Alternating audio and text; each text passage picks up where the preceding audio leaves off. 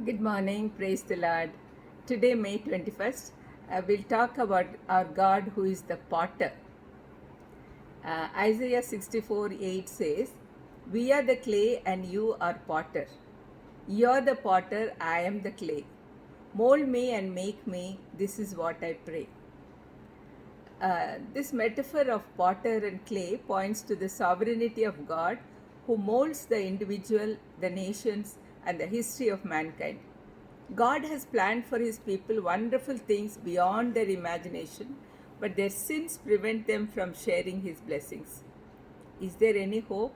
Yes, because God is a forgiving Father and a patient potter.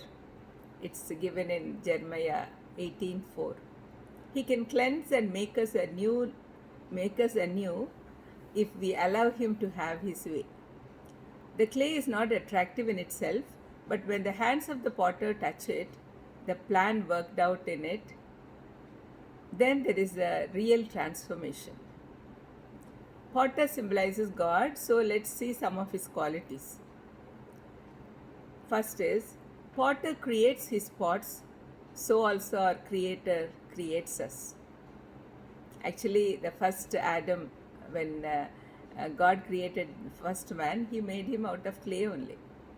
Second is, potter has a plan for the pot. In the same manner, God has a plan for us even before we are formed in our mother's womb. Third is, potter has patience while making his pot. If you notice a potter, several times the mud breaks open, but still he molds it again and puts it back on the wheel. Our God is a long suffering God who has abundant patience for us. Fourth is, the design of the pot is dependent upon the speed at which the wheel spins.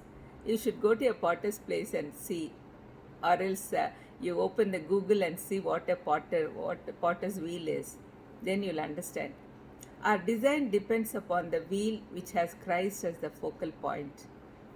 Fifth is, potter has to be a professional with needed qualifications. Our Lord is the only one who has the requirements and qualifications of a redeemer. So you are noticing how I'm comparing a potter to our God. Sixth is, potter has to burn the pot before it's ready for use. If it's not burnt, when it's exposed to water, it will just break down. So it has to be burnt. In the same manner, God takes us through the fire to become perfect. So many difficulties we face in our life. That is God's plan of making us perfect. Lastly, potter takes care that the pot doesn't break. Even our Lord takes care of us not to go under judgment. It's written in Romans 8:1. Since breaking denotes judgment. So God is all the time our molder, our potter. So we have to depend upon Him completely. Let's pray. Lord, thank you for giving us this great truth that we are clay in your hands, Lord. Please help us to be obedient to you. In Jesus' precious name I ask. Amen.